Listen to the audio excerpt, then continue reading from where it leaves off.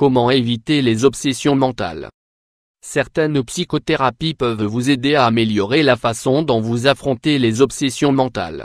Si vous optez pour la méditation, pratiquez-la sous la supervision d'un spécialiste.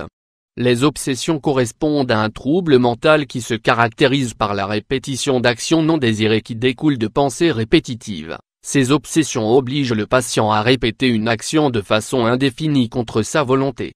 À court terme, ces rituels obsessionnels apportent une sensation de soulagement au patient. À l'inverse, l'absence d'exécution de ces rituels provoque de l'anxiété et de la souffrance.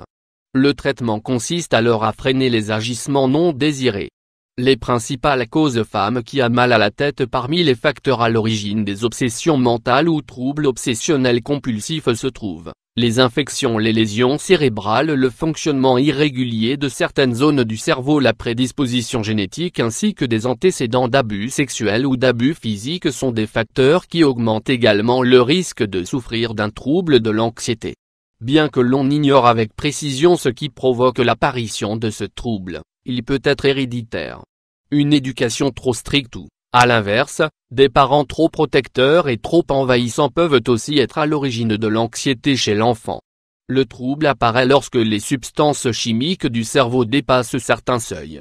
Un diagnostic tardif. Certains parents et professeurs parviennent à reconnaître les symptômes des obsessions mentales.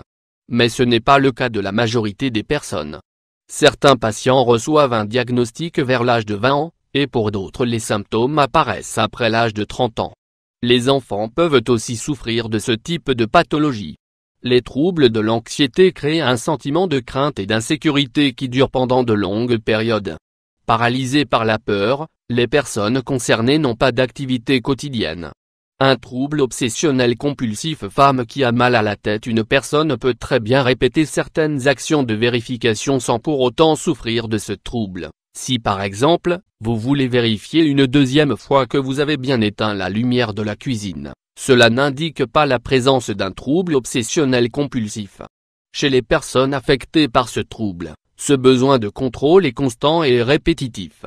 Les patients ont alors des pensées et des routines répétitives qui provoquent une sensation d'angoisse et de l'anxiété au quotidien. C'est pourquoi il est question d'obsession. Les personnes qui souffrent de ce trouble ne parviennent pas à contrôler les symptômes. Les comportements obsessionnels peuvent concerner différents thèmes, tels que la peur des germes, la peur de blesser quelqu'un, les pensées dérangeantes liées à la religion ou au sexe, ou encore à une hygiène excessive. Selon le thème de préoccupation du patient, les actions répétitives peuvent être les suivantes: faire sa toilette, nettoyer la maison, ranger les choses d'une façon particulière.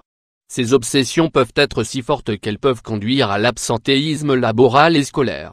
Les symptômes des troubles. Les personnes qui souffrent d'obsessions mentales ont des rituels qu'elles répètent de façon incontrôlée.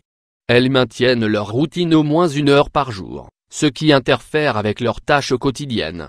Aussi, il est fréquent qu'elles gardent des articles inutiles, qu'elles ouvrent et ferment des portes de façon répétitive, et qu'elles soient constamment en train de compter des objets. Les patients ne parviennent pas non plus à contrôler leurs pensées, et, bien qu'ils n'éprouvent pas de plaisir à suivre leurs propres rituels, ces rituels leur apportent tout de même une sensation de soulagement qui atténue leur anxiété. Les symptômes peuvent s'améliorer ou s'aggraver. Il est aussi possible qu'ils disparaissent par moments.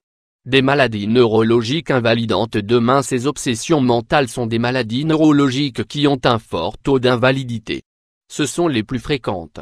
Elles diminuent la qualité de vie du patient, car elles sont épuisantes, tant sur le plan physique que sur le plan émotionnel.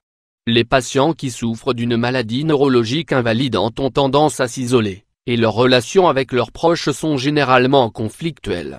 Dans certains cas, ces rituels répétitifs dérangent les proches. Dans d'autres cas, les proches du patient ignorent les rituels ou bien y participent, ce qui est aussi contre-productif. Comment éviter les obsessions mentales en cas de suspicion de maladie? La première chose à faire est de se rendre chez le médecin pour une évaluation. La personne concernée sera éventuellement envoyée chez un spécialiste pour une meilleure évaluation. L'étape suivante est celle de la psychothérapie avec un psychologue, un psychiatre ou bien un travailleur social. Une thérapie comportementale permet d'apprendre à réfléchir, à agir et à réagir face à des situations stressantes, telles que les rituels. Avec les traitements, l'anxiété et la peur s'atténuent, tout comme les pensées obsessionnelles et les actions compulsives qui découlent de ces pensées. Les antidépresseurs et anxiolytiques, médicaments toujours prescrits par un spécialiste, sont des médicaments recommandés en cas d'obsession mentale. Ils maintiennent les substances chimiques à l'origine de ces obsessions à un taux adéquat. De faibles doses sont d'abord prescrites, puis avec le temps les doses prescrites augmentent. Pour détecter et attaquer la racine du problème, une bonne surveillance médicale est indispensable. Le but est de diminuer le stress qui entraîne des agissements compulsifs, et ainsi aider le patient à socialiser et à se réintégrer dans la société.